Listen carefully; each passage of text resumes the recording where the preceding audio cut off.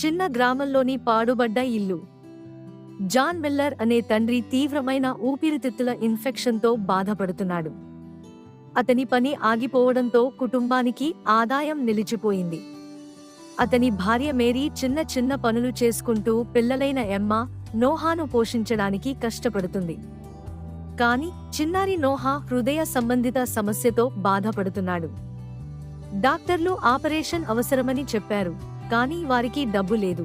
ఒక చల్లని రాత్రి మేరీ తన కొడుకు నోహా మంచం వద్ద కూర్చొని అతని చేతిని బిగిగా పట్టుకుంది.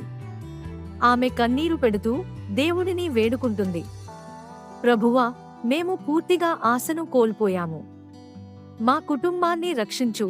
మరుసటి రోజు ఉదయం ఇంటి తలుపు తట్టింది.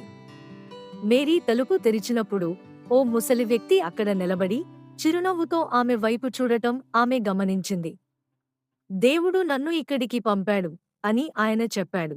ఆయన అందించిన కవరును తెరిచి చూస్తే అందులో జాన్ చికిత్సకు, నోహా శస్త్రచికిత్సకు సరిపడా డబ్బు ఉంది.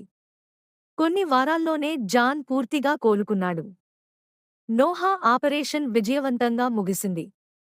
ఆసుపత్రి వారు కొంత ఆర్థిక సహాయం కూడా అందించారు. వారి జీవితంలో వెలుగులు తిరిగి రావడం మొదలైంది. ఆదివారం మిల్లర్ కుటుంబం చర్చిలో ప్రార్థనలో పాల్గొన్నారు. జాన్ మేరీ చేతిని పట్టుకుని కన్నీటితో చెప్పాడు, ప్రభువును నమ్మినప్పుడు ఆయన మనల్ని వదిలిపెట్టడు.